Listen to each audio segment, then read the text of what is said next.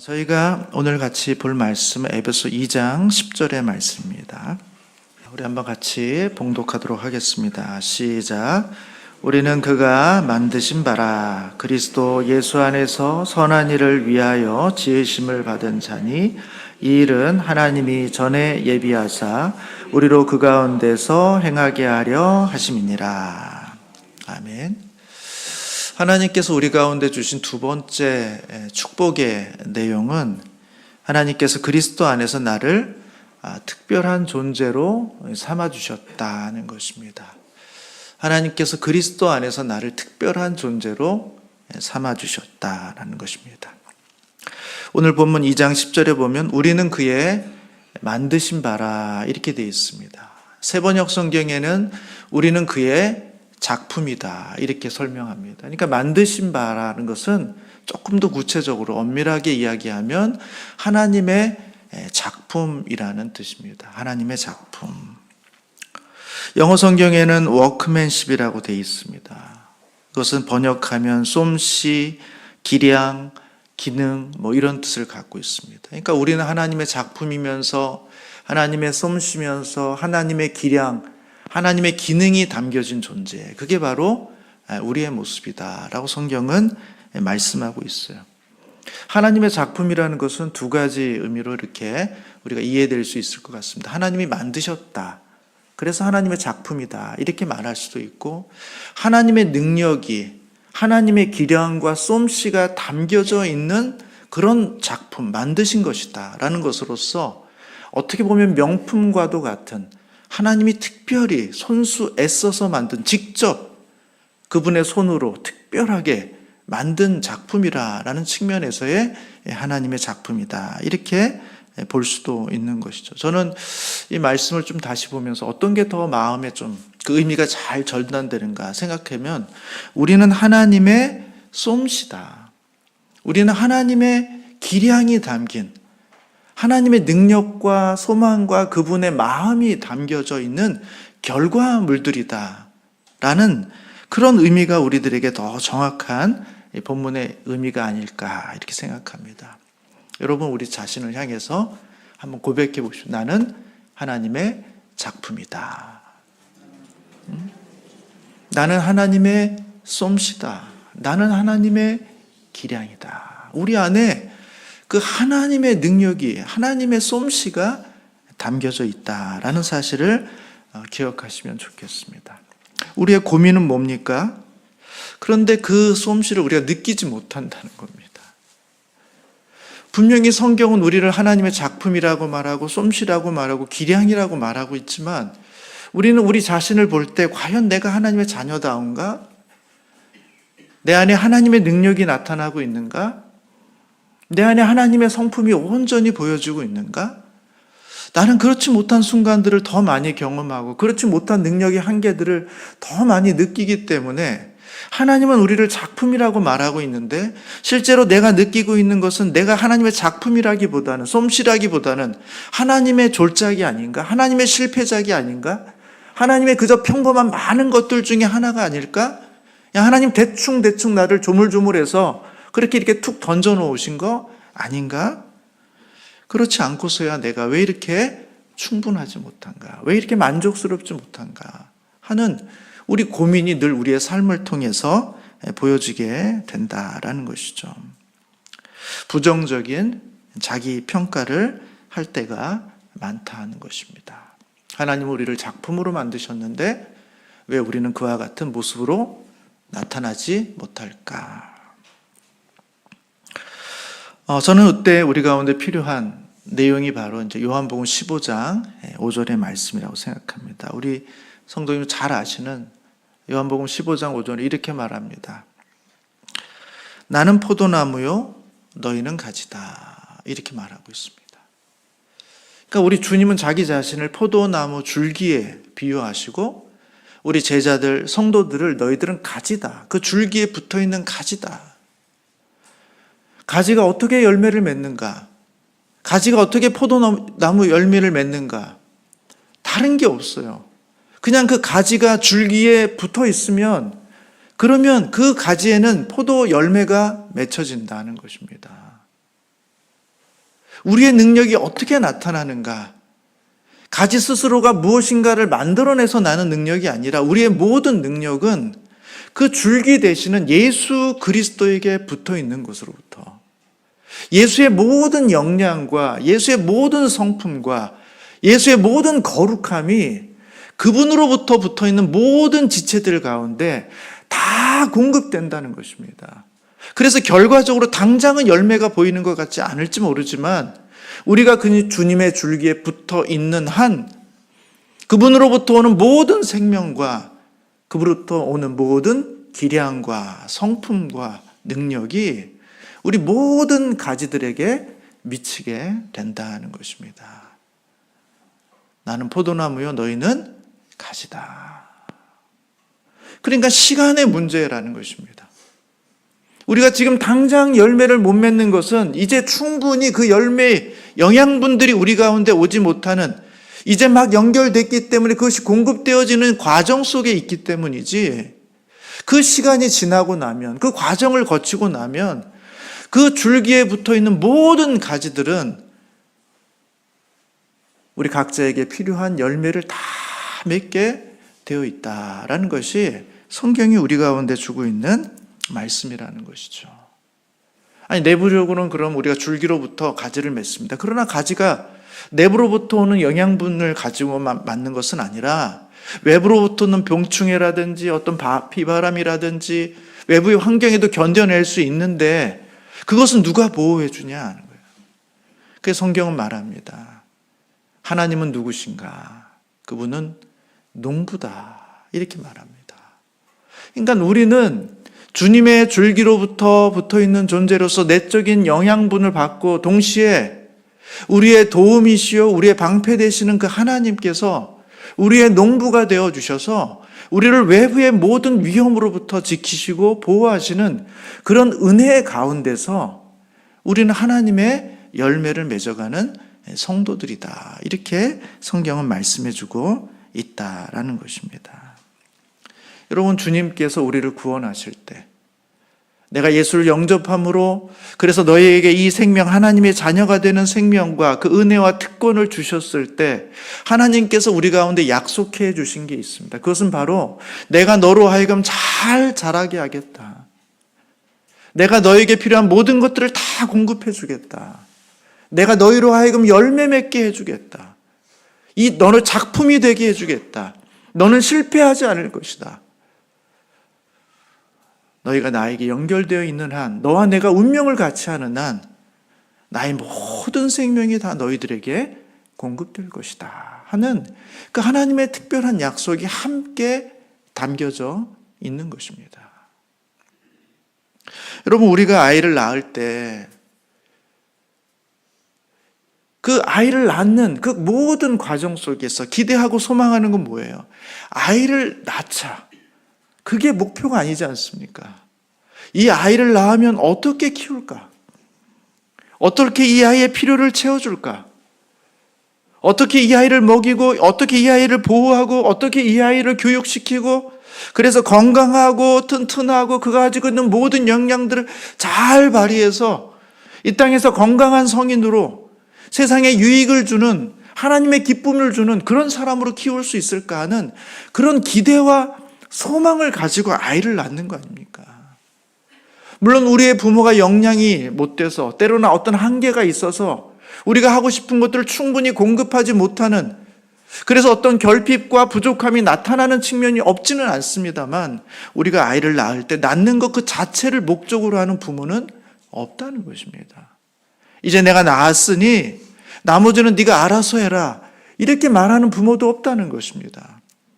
하나님께서 영적으로 우리를 거듭나게 하셨을 때 하나님의 백성이 되게 하시고 우리를 구원하셨을 때 내가 예수의 십자가를 통해서 너를 낳았으니 이제 네가 알아서 잘 크고 알아서 열심히 잘해서 그래서 네가 천국까지 한번 잘 가봐라 그런 마음으로 주님께서 우리를 거듭나게 하지 않으셨다는 것입니다. 하나님께서 우리로 하여금 새로운 인생을 시작하게 하실 때 우리 부모가 자녀에게 주셨던 그 마음, 갖고 있는 그 마음, 어떻게 하면 이 아이를 잘 보호할까? 어떻게 하면 이 아이가 가지고 있는 역량을 잘 키워낼까? 각자 다 다른 삶이지만 그 이 아이의 특성에 맞는 삶을 통해서 이 아이의 역량이 가장 잘 드러나고 이 아이의 능력이 가장 잘 표현되어서 세상에 유익이 되고 하나님 나라의 기쁨이 되는 아이로 키울 수 있을까 하는 그 소망, 그리고 그 필요한 것들을 적절히 그때마다 공급해 주기를 원하는 그 하나님의 마음이 이 구원 안에 함께 담겨져 있다는 것입니다. 그저 우리가 예수를 믿었으니까 이제 이 땅의 삶을 우리가 알아서 살고 나중에 죽을 때 하나님께서 우리를 천국만 데려가 주는 그와 같은 구원으로 우리를 부르신 게 아니라 이 모든 과정 속에서 예수 그리스도로부터 생명을 얻고 풍성히 얻어서 정말 예수 같은 삶, 정말 하나님의 백성다운 삶, 내가 지금은 초라하고 연약해 보이지만 하나님께서 나를 점점 하나님의 자녀답게 빚어가 주시는 그런 놀라운 삶이 우리 가운데 예비되어 있다라는 사실을 우리가 잊어서는 안 된다라는 것입니다. 우리는 하나님의 작품이라는 거예요. 완성된 모습으로 작품이 아니라 그 완성을 향해 나아가는 그 모든 하나님의 기량과 솜씨와 능력이 그 안에 다 담겨져서 마침내 작품으로서 온전히 드러나게 될 하나님의 작품이요, 솜씨요, 기량이다 라고 성경은 우리 가운데 말씀해 주고 있습니다. 제가 얼마 전에 또 오래전에 이렇게 읽었던 책 중에 보면 어떤 목사님이 쓰신 글인데 그분이 이제 자신의 삶을 쭉 돌아보면서 썼던 그런 내용 중에 한 부분입니다. 그분은 이런 고백을 해요. 그가 젊었을 때 그는 굉장히 좋은 집안의 자식으로 태어났습니다. 그 부모님은 우리가 말하면 누구나 다 알만한 그런 기업의 사장님이시고 그분의 자녀로 태어났어요. 그러니까 굉장히 부유하고 좋은 집안에 태어난 아이였습니다. 그리고 실력도 있고 능력도 있었습니다. 그래서 좋은 대학에 입학을 했습니다. 보통 좋은 집안에 좋은 대학에 이렇게 들어가면 사람이 좀 이렇게 신앙이 없거나 엉망이 있기 쉬운데 이분은 또 그렇지도 않아요. 정말 신앙이 너무너무 좋아요. 그 청소년기 시절에 정말 인격적으로 주님을 만나서 신앙이 너무 좋아가지고 대학 들어갈 때 자기가 다니고 있는 학과, 기독교인 아닌 사람들이 너무 많은 학과에서 기독교인들을 모아가지고 기독 운동을 하고 동아리 활동을 해서 과 동아리를 열심히 운영했던 그런 분이에요. 그러고 나서 그 학교에 대표되는 기독교 선교단체가 있는데 그분은 그 선교단체 출신도 아닌데 그 선교단체가 그분이 대학 다니면서 하는 그 역동적인 신앙의 활동을 보면서 너는 졸업하고 우리 단체에 와서 간사로 사역자로 섬기면 좋겠다. 이렇게 제안을 받아서 그분이 전혀 경험해보지 않은 그런 건강하고 실력이 있는 그런 단체에서 간사로 사역도 했습니다. 그러면서 한국 교회 가운데 청년들, 대학생들 가운데 정말 무엇이 문제이고 어떻게 이들을 고치고 이들을 새롭게 할 것인가 하는 그런 고민과 능력과 역량을 가지고 몇 년 동안 4, 5년간 열심히 사역하고 결심합니다. 나는 제대로 공부해야 되겠다 하고는 미국에 가서 유학을 합니다. 신학을 공부해요. 그리고 이제 이 공부를 마치고 나면 한국에 돌아가서 정말 제대로 된 건강한 교회, 그래서 그 건강한 교회를 통해서 이 민족의 그런 기독교의 한계를 잘 극복하고 개선해 줄 수 있는 그런 놀라운 포부를 갖고 그가 거기서 공부를 합니다. 그 과정 중에 결혼도 하고 미래를 준비해 가는 과정 속에 생각지 못한 큰 일을 당하게 돼요. 그분이 이혼을 하게 됩니다. 여러분, 목회자로서 정말 결정적인 문제가 생겼어요.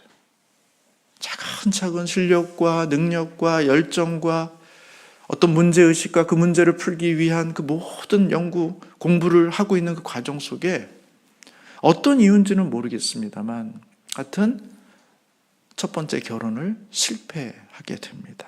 그리고 이분은 큰 절망과 좌절에 빠집니다. 그렇지 않겠습니까?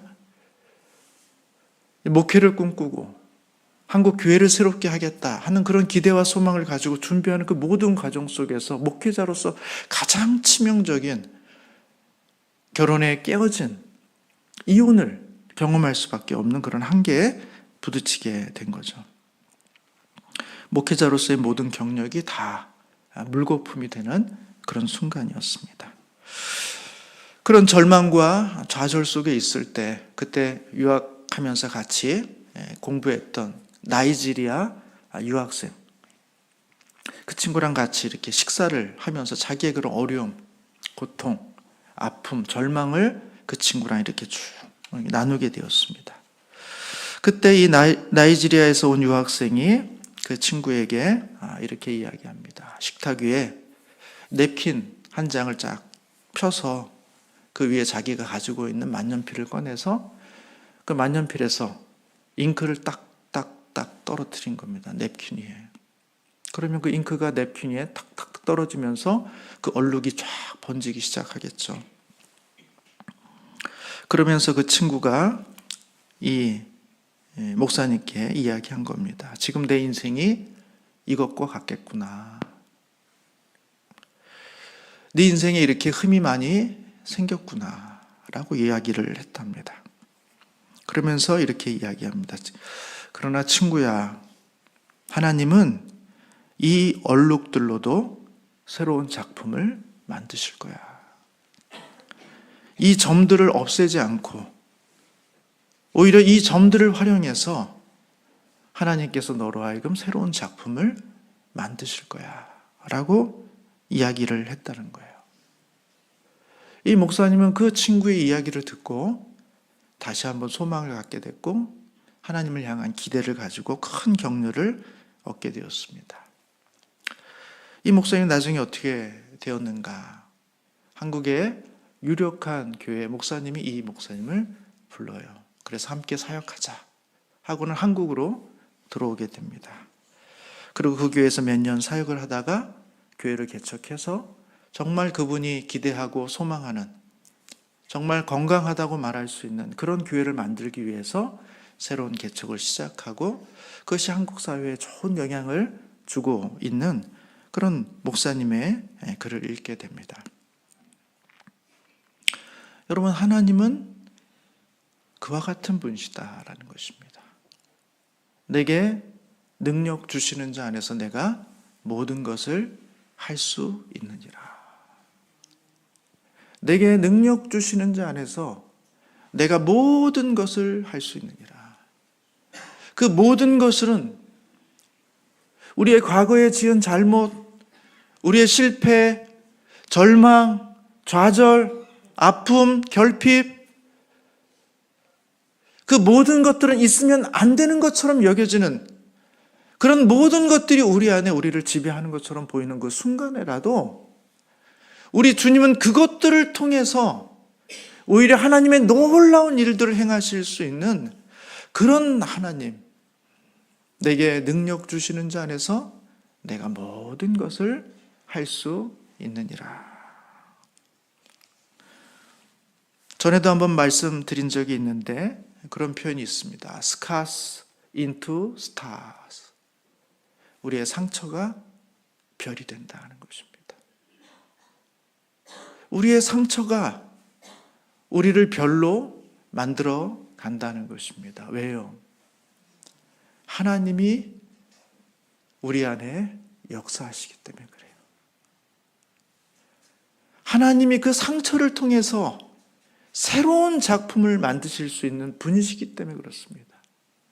하나님의 도우심, 하나님의 섭리, 하나님이 우리를 향한 그분의 사랑이 우리의 아픔과 상처를 별로, 작품으로, 열매로 만들어 가시는 그 놀라운 능력이 우리의 구원 안에 함께 담겨져 있다는 사실을 기억하시고 날마다 나는 그리스도 안에서 하나님의 특별한 존재다. 날마다 우리 하나님이 나를 도우시고 나의 방패가 되어주신다. 나의 상처와 결핍과 아픔조차도 하나님은 그것을 우리의 열매로, 솜씨로 만들어 가신다 하는 그 믿음을 가지고 올 한 해를 살아가시는 우리 성도님들이 되시기를 주님의 이름으로 축복합니다. 그리스도 안에서 우리 주님께서 우리를 용납해 주셨습니다. 용납을 받기 위해서 무엇을 해야 되는 게 아니라 이미 그리스도 안에서 우리 주님은 우리를 용납하셨고 우리에게 자녀가 되는 놀라운 특권을 주셨습니다. 더 나아가 우리는 그리스도 안에서 하나님의 특별한 존재입니다. 하나님의 솜씨와 기량이 우리의 연약함과 우리의 상처와 우리의 한계를 넘어서 우리 가운데 작품으로 만들어내시는 하나님의 능력이 늘 우리 안에 작동된다는 사실을 기억하시고 그 믿음 가운데 우리 주님과 동행하시는 복된 한 해가 되시기를 주님의 이름으로 축복합니다. 기도하겠습니다.